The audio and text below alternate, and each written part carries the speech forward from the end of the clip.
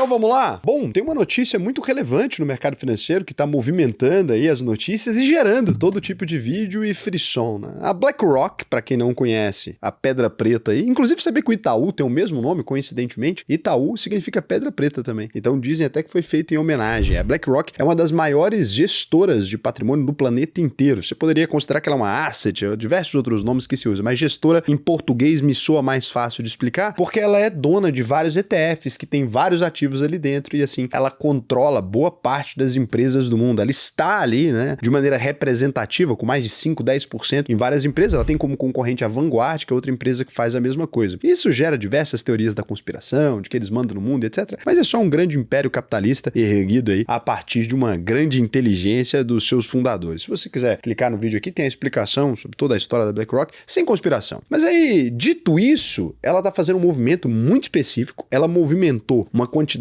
expressiva de dinheiro. E eu vou te explicar por que ela pode ter feito isso. Ilações aqui. Mas antes de mais nada, quem é Sardinha Raiz, vai deixar o like na confiança. Se você não é Sardinha Raiz ainda, segura a sua mãozinha e considere deixar o seu like e se inscrever no canal se o vídeo for bom. Porque esses vídeos que tem um tom meio conspiracionista, né? Se você sair se inscrevendo em canal que fica falando da BlackRock, você vai ver onde você vai parar. Daqui de um tempo você tá com um chapéu de alumínio fazendo assim pra ET.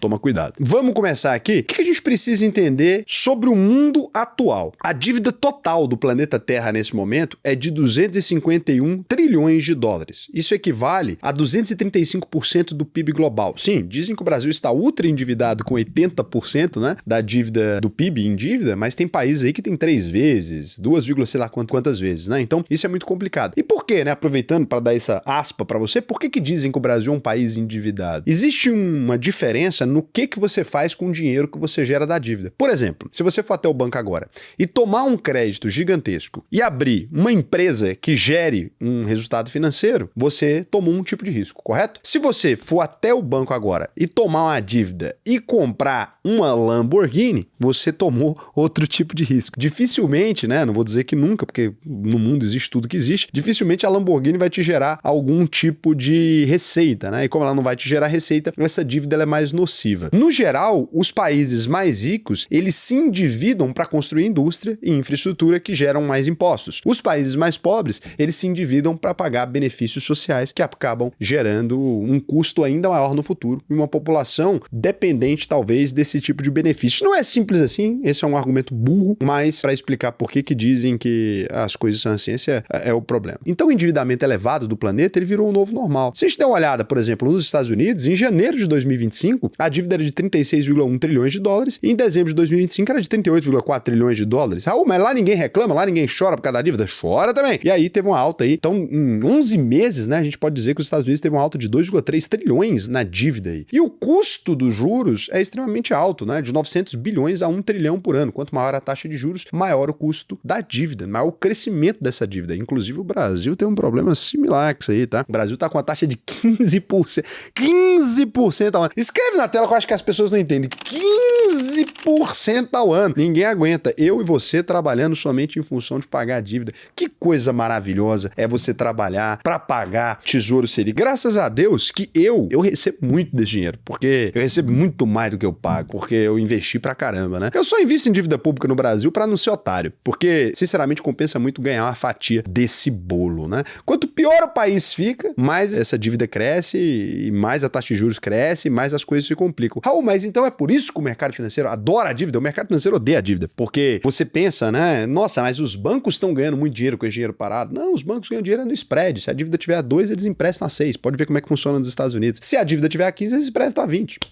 Mudou nada. Agora, por que eles odeiam? Então, por que eles ficam irritadinhos? Por que a Faria Lima fica com raivinha quando a dívida tá alta? A Faria Lima fica com raivinha porque em mercado de dívida desse tamanho, você não consegue fazer IPO, você não consegue vender empresa na bolsa, você não consegue fazer nada disso. Raul, mas um comunista me contou que a Faria Lima adora juros altos. O comunista tá bêbado. Eu tô conversando com o pessoal da Faria Lima todo dia, eles odeiam, ficam tristes. Estão chorandinho. Claro, chorando numa mansão gigantesca nos jardins, muitas vezes numa cobertura estrutura, né? Às vezes, dependendo de quem, até em prédio inteiro. Eu tenho amigos que têm um prédio inteiro pra si, né? Mora só ele e a família dele no prédio dele. Que delícia que deve ser isso, né? Se encontrar seu parente no elevador 8 da manhã. Ô ideia de rico estúpida, né? Se eu tivesse dinheiro, eu me afastaria dos meus parentes, não moraria com eles. Então, você tem o segundo maior gasto do orçamento americano, já são as dívidas, só perde aí pra tal da seguridade social, pode chamar de aposentadoria, é maior que os gastos militares e a saúde, né? Aquele que fará pela saúde, aquele que fará pela doença, né? Então é isso. Então a dívida cresce mais rápido que o PIB, os juros viram um peso estrutural e o problema vai acontecendo. E aí o que a BlackRock fez de fato? Agora aqui sem exagero, sem drama, sem loucura. A BlackRock não fez nenhum tipo de anúncio, o que é mais estranho ainda, de tipo assim, estamos mudando a forma como a gente investe. Do nada, lentamente, mais ou menos você, na sua adolescência, quando você falava em pôr a cabecinha, ela foi aqui só movimentando o dinheiro dela. E aí aconteceu uma retirada exata de 2,1 trilhões de dólares dos Estados Unidos.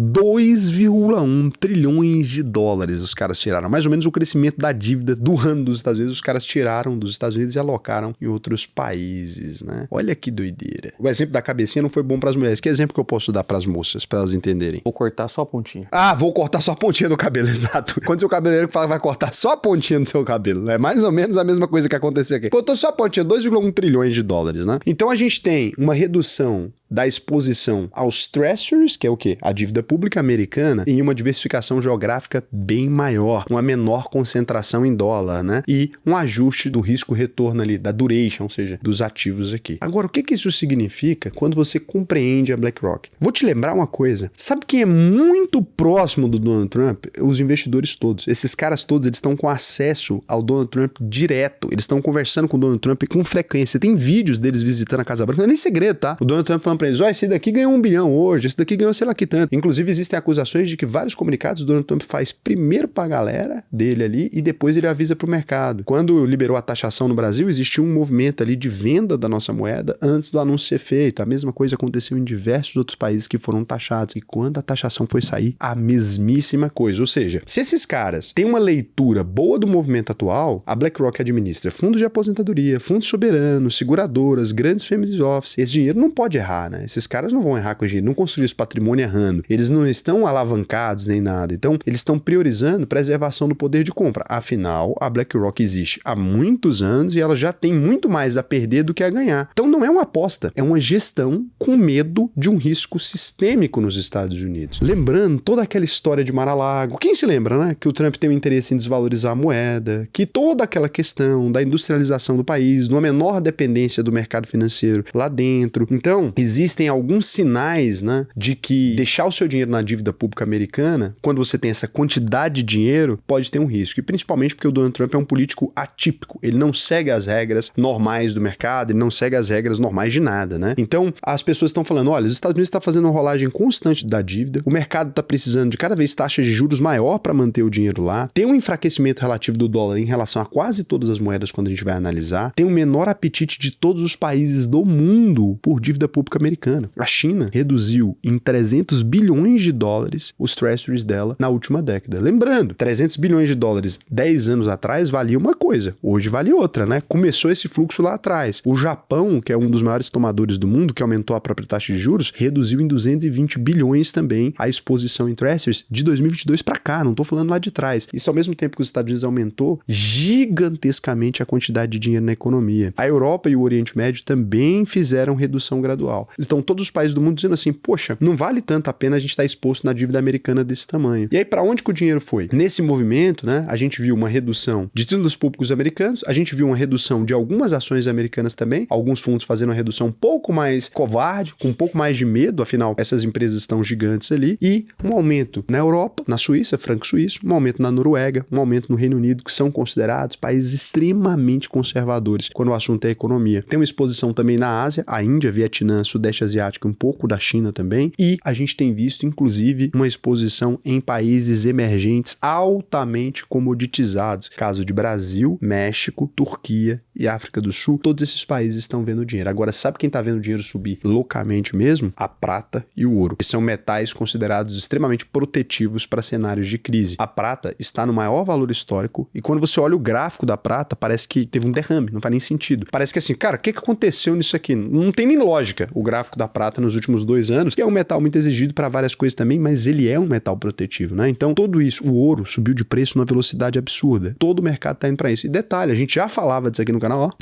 Pode voltar aqui quando eu falei dos ambientes de crise, da armadilha de Tucídides, da treta dos Estados Unidos com China, do aumento das tensões do mundo. A gente sempre vê o ouro e a prata se destacando. É por isso que vale a pena ter uma reserva de valor. Então, o ouro, né? Ele é considerado o ativo monetário mais longevo da história. 4.200 anos de crise. Já falei isso aqui 500 vezes, né? Necrópole de Varna. Quem tá cansado de me ouvir falar disso? Então ele não depende de governo, não é passivo de ninguém, né? Tem uma função somente de proteção monetária. E aí a gente tá falando, em 2025, de uma alta aí do ouro de 65% dolarizada, superando ações americanas, títulos públicos, caixa, qualquer coisa, né? E a prata, nem dá pra falar quanto que a prata subiu. Então, é uma coisa bem maluca que a gente tem visto. E aí, quando a gente olha para a dívida pública dos Estados Unidos, nesse cenário todo, ela, obviamente, quanto mais gente tirando dinheiro, mais a coisa tende a ficar grave. Isso aí gera um monte de problema. O que os especialistas do mundo já deixaram escapar, né? O Larry Fink, que é o cara que domina a BlackRock aí, ele falou sobre o crescimento insustentável da dívida americana e de um risco estrutural, né? Ele tá falando cada vez mais sobre ativos reais, diversificação global e sobre poder de compra.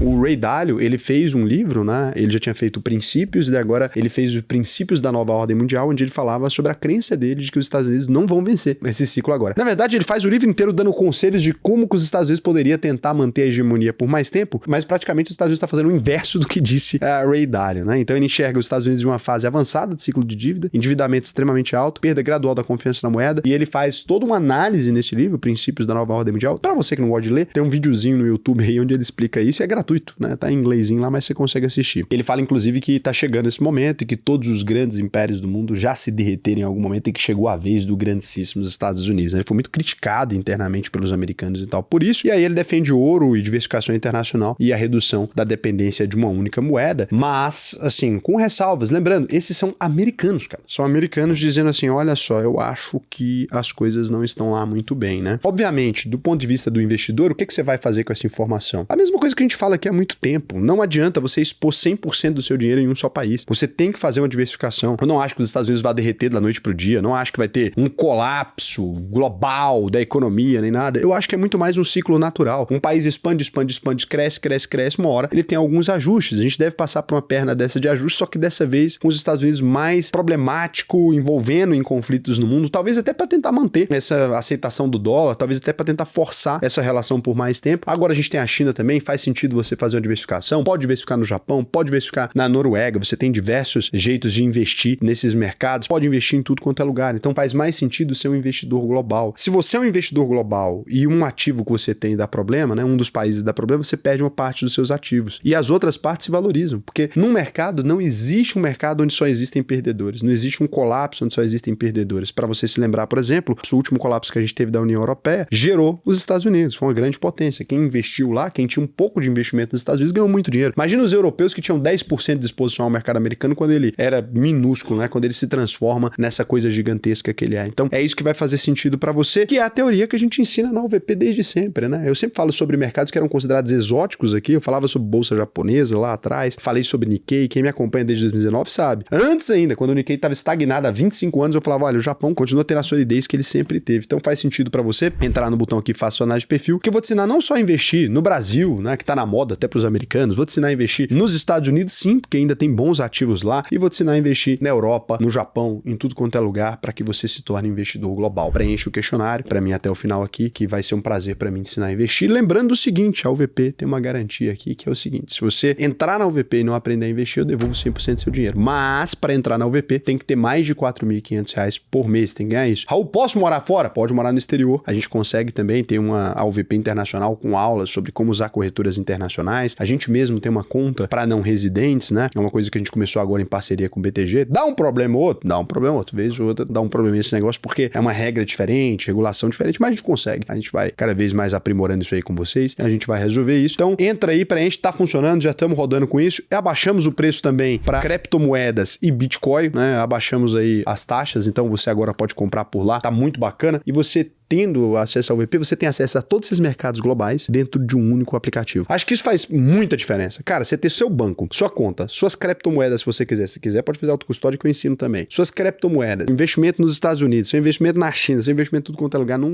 Bacanudo demais, né? Bom, não? Isso é bom, não é? Isso é bom que você faz. Então vai lá, entra lá que vai ser um prazer pra mim. E lembrando, né? Não funcionou, a gente devolve 100% do seu dinheiro. Agora, deixa eu verificar aqui se tem alguma pergunta de vocês. A Nara Santos, 4222 é Bolsonaro é Nordeste, vai... Era 17 essa época. É 17. O 22 foi depois, né? Uma pergunta, essa crise do Master, por exemplo, não pode estar gerando essa alta, além da especulação óbvia no eterno voo de galinhas? Dúvida, ações entram no FGC ou somente investimentos no estilo poupança melhorada? Minha princesa, vamos lá, algumas questões aqui. Boa parte da alta da Bolsa de Valores está sendo puxada por dinheiro externo, então não faz sentido relacionar com o Banco Master, até porque o Banco Master nem tinha pagado ainda. É claro que agora pode até ter um efeito aí. Então você não tá de tudo errado. Esse dinheirinho pode parar um pouquinho na bolsa. Acho difícil que perfis diferentes, mas pode. Do outro lado, as ações entram no FGC, ações não precisam de FGC. Quando você investe em ações, você está investindo no negócio. Vai para a Companhia Brasileira de Liquidação e Custódia ali, o seu dinheirinho, né? Quando você está com a custódia lá, e o seu dinheiro vai para outra pessoa, correto? Se eu tenho R$42, eu paguei pelas ações de Lucas, Lucas recebeu R$42, Lucas já gastou, já comprou uma camiseta. Uma hora dessa já tá andando Fralda. no shopping. Uma fralda, porque nesse momento é a situação grave. Já tá andando no shopping. Então cadê o dinheiro? Não existe dinheiro, existem ações. A custódia das suas ações, elas ficam num lugar chamado Companhia Brasileira de Liquidação e Custódia. De modo que, se a corretora quebrar, vamos supor, eu invisto pela XP. A XP quebrou. Deus me livre a XP quebrar, né? Que coisa horrorosa. XP quebrou. Você só transferiria a sua custódia para outro banco. Não muda nada. Entendeu? Cacifé, Raul, por que não tem um ETF dos FIs que mais pagam dividendos igual ao Divo 11? Ô, Cacifé, você já reparou no longuíssimo histórico de estupidez que seria você investir num ETF que paga dividendos? Porque um ETF, ele tem, por obrigação, que recolher o IR. Aí, se você investir diretamente numa ação e ela pagar dividendos, até R$600 mil, né, isento. No caso, quando você investe no meio do ETF, cada R$1 você vai pagar um pedaço. Aí você vai pegar o FI, mesma coisa, é isento. Aí você vai criar um ETF para pagar imposto? Eu vou fazer a antiestrutura tributária? Qualquer pessoa que tem um ETF voltado para pagamento de dividendos é louco na carteira. Vocês vão me desculpar, eu entendo que existem ETFs e tal, mas é assim, é muito... Hã? E o Área 11? Ele não paga tributo, moço. O tributo do imposto de renda para ativos de renda fixa é de 22,5%, ele paga 15%. O Área 11 tem nada a ver com isso, renda fixa já tem imposto. Agora, ações não tem imposto no dividendo. O Cazé tá fazendo gracinha de saber, tá aproveitando pra fazer anúncio nos meus vídeos agora. Você deixa de ser vagabundo, rapaz. Um beijo pra você.